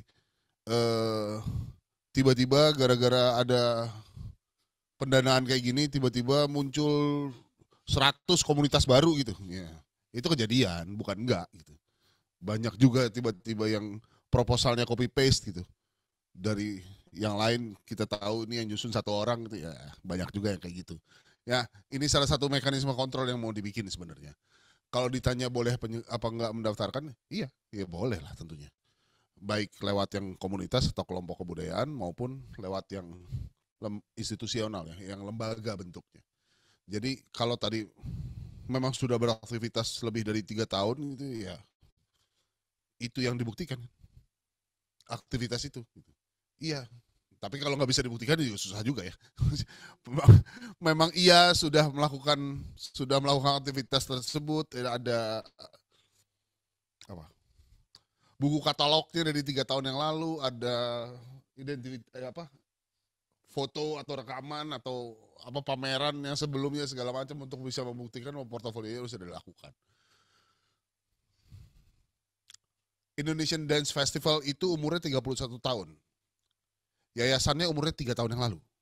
Jadi enggak, ini kan masalah badan hukum dan badan usaha, masalah kelenturan organisasi juga gitu. Jadi bukan itunya yang penting, ini dibutuhkan untuk pertanggungjawaban administrasi yang lebih ketat tentunya gitu. Tapi bukan itu yang utama untuk menilai aktivitasnya. Tenang aja Bu. Pak Sultan tadi institusional untuk menggerakkan meluruskan sejarah. Jadi kontennya sejarah, tapi kira-kira peluangnya di mana ini kalau dari kategori yang ada itu? Tergantung outputnya mau apa Pak. Sekali lagi, tergantung apa yang mau dikerjakan. Kalau bentuk kajian ya bisa lewat kajian tadi, kategori kajian. Kalau kemudian tujuan akhirnya adalah bikin kegiatan event gitu segala macam, berarti bisa lewat perdagangan ruang publik. Kalau tujuan akhirnya adalah saya nggak tahu, ya, karya terbitan atau apapun, bisa lewat apapun Pak, tergantung yang mau dibikin apa gitu kategorinya. Jadi menurut saya sih seperti tadi Bang Jamal cerita, kitanya juga udah mesti tahu kita mau ngapain gitu. Ya. Stepnya kayak apa, karena step itu jadi penting banget buat Iris Pro nanti sama metodenya. Jadi nggak bisa tuh ujuk-ujuk jadi gitu, nggak bisa. Sebuah karya. Itu pasti stepnya, dan di stepnya ada outputnya masing-masing yang kemudian harus terukur gitu. Dalam logika pendanaan yang dikelola sama Kementerian Keuangan. Mungkin itu kali ya. Ya, oke.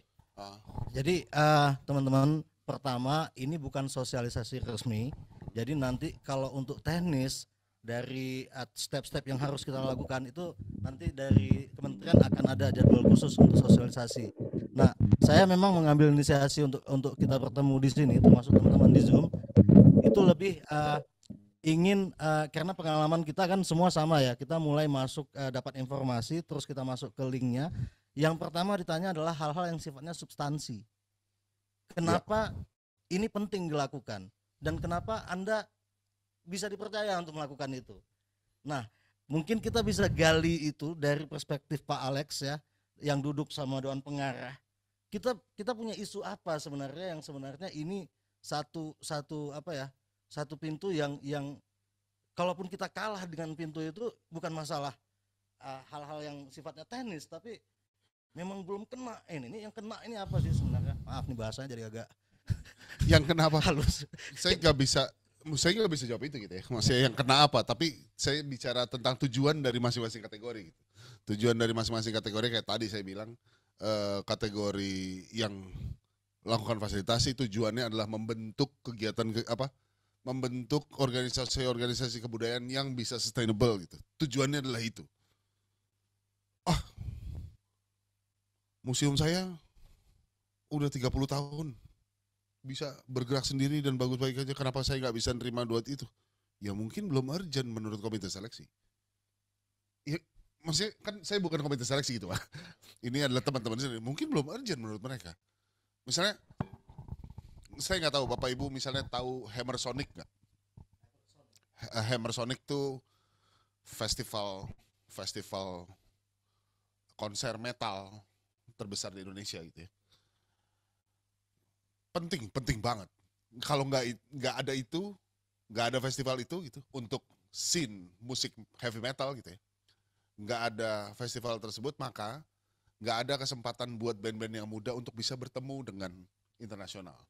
Nggak ada juga kesempatan untuk bertukar segala macam. Itu besar, penting. Tahu sama-sama penting. Tapi komite seleksi berpikir enggak, kalau kita lihat dari laporannya gitu, Hammer Sonic masih bisa lah cari sponsor, duitnya buat yang lain deh. Jadi justifikasinya sangat personal ya? Enggak personal banget, sangat terukur Pak. Sangat terukur sesuai dengan konteksnya masing-masing gitu. nggak ada yang urusannya sama personal bahkan. Tapi tujuan kegiatannya untuk apa gitu. Bener nggak dibutuhin sama mereka?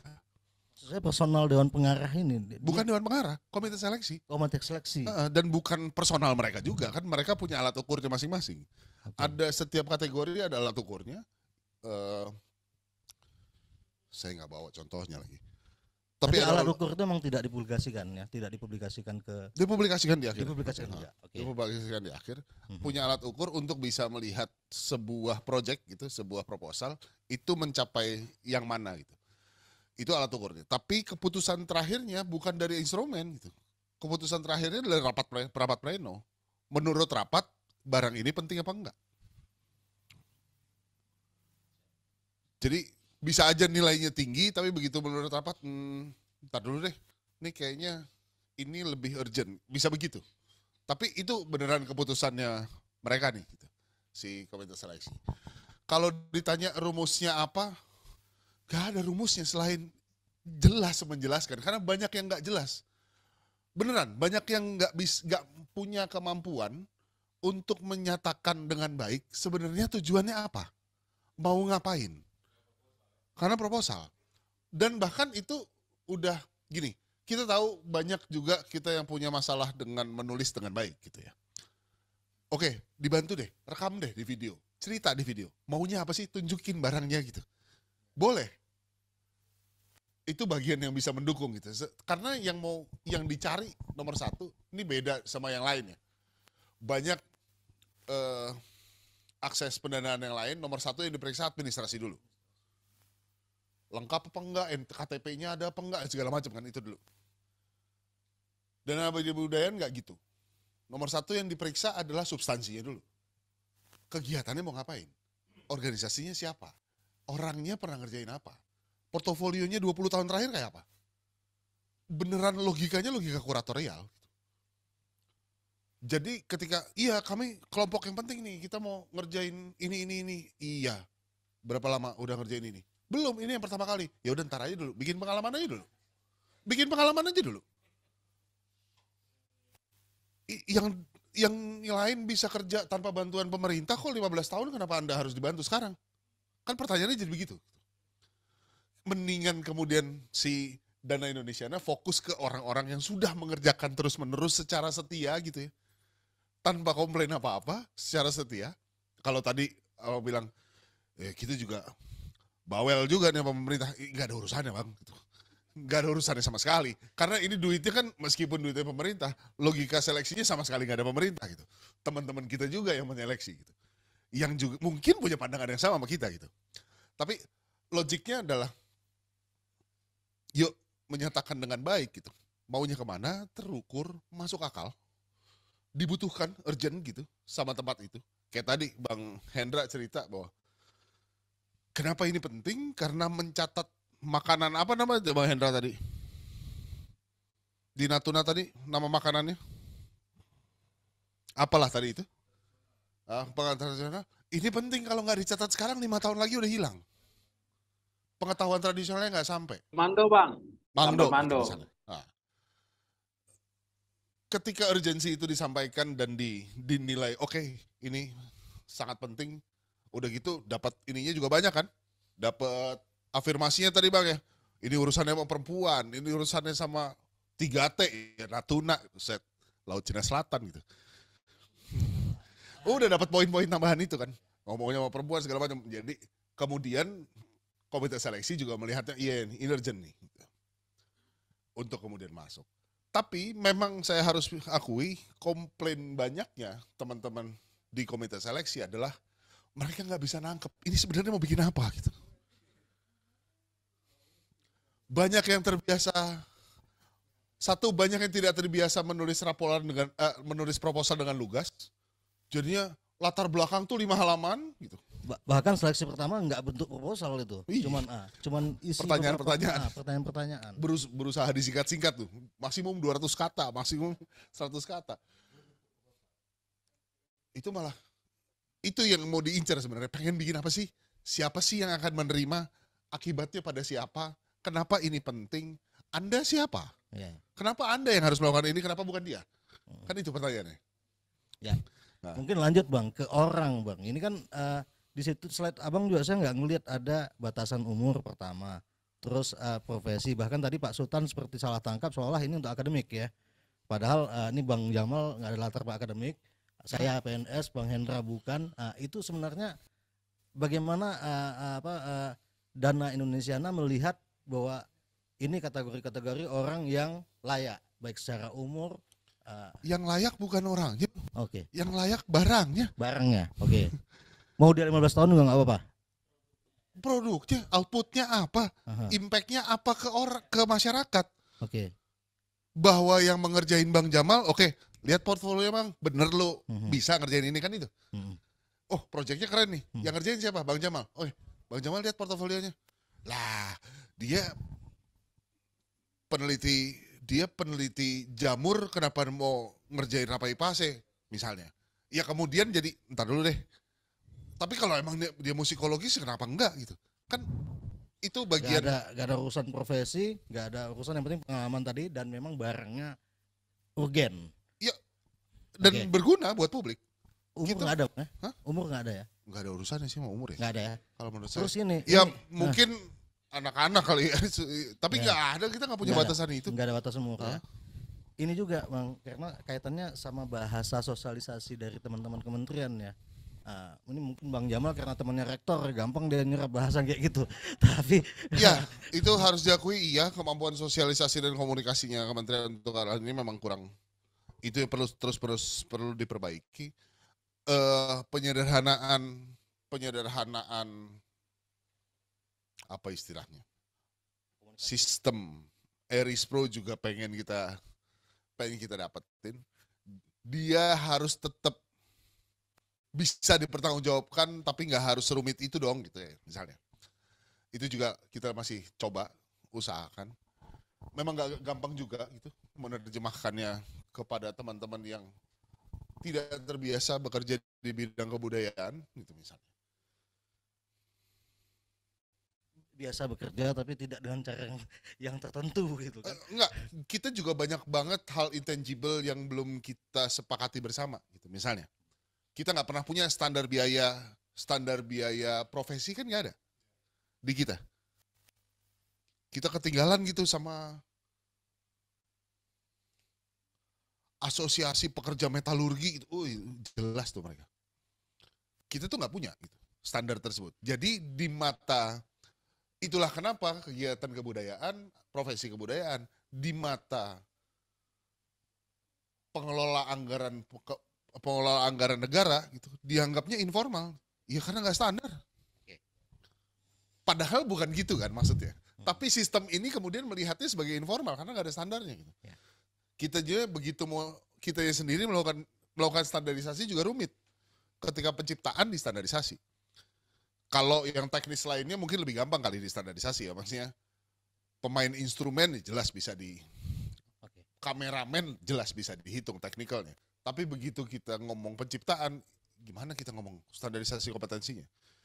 Tapi ya itu memang unik gitu, maksudnya kebudayaan punya bentuknya sendiri dan logikanya sendiri. Ini kan kita berusaha menerjemahkan kerangka bekerjanya kebudayaan gitu, kesenian di dalam mekanisme keuangan yang rumitnya luar biasa. Yang perencanaannya harus jelas. Tapi di satu sisi teman-teman Kementerian Keuangan yang ngurusin ini juga lama-lama mulai sadar juga, iya nggak bisa juga nih kita kunci. Kasihan teman-teman. Iya gitu. Ini harusnya dibuka. Perpindahan antar komponen itu harusnya dimungkinkan gitu. Itu juga mereka belajar sambil jalan. Jadi ini proses yang masih terus berusaha disempurnakan. Terima kasih Bang Ari, Bang Jamal, Bang Hendra mau menjadi yang mencoba di awal-awal gitu metode ini. Tapi tentunya sambil jalan kita makin sempurnakan terus. Menurut saya sih malah konsultasi yang bisa diselenggarakan oleh teman-teman yang pernah bisa mengakses gitu. Itu jauh lebih efektif, jauh lebih efisien untuk dilakukan karena sama-sama yang akan menjadi penerima manfaat gitu ya. Tapi kedua juga mengurangi membatasi kemungkinan kebrengsekan yang terjadi gitu ya. Maksudnya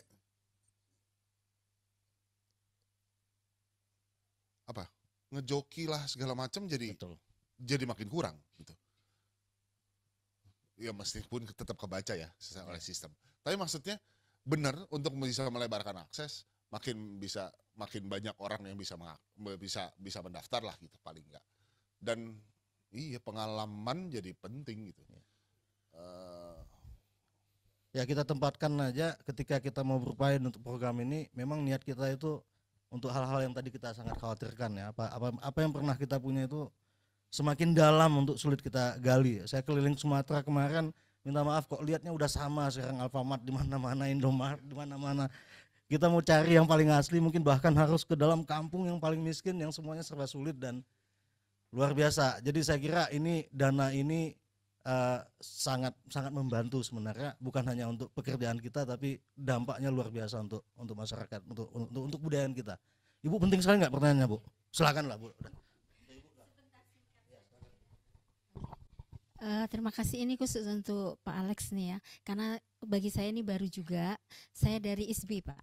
Jadi tadi kan ada 3 kategori yang boleh mengikuti penerima ini ya, Indonesiana. 1 perseorangan, 2 komunitas, 3 lembaga. Nah ini yang saya mau amati ini dari lembaga pendidikan. Jadi bukan lembaga seperti Ibu tadi ini komunitas tertentu, tapi pendidikan.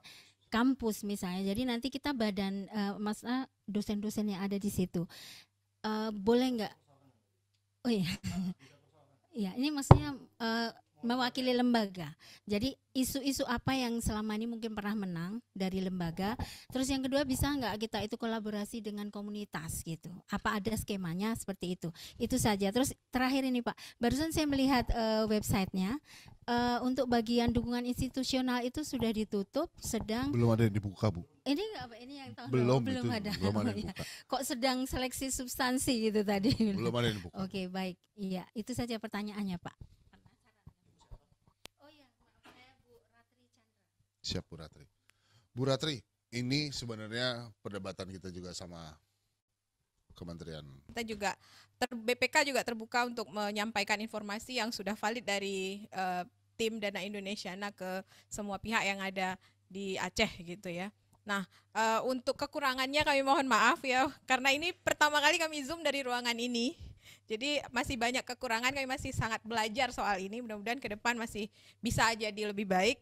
Dan kami juga ucapkan terima kasih kepada narasumber yang sudah bersedia hadir di tengah-tengah kita, dan terima kasih untuk partisipan yang sudah meluangkan waktu untuk kumpul di sini.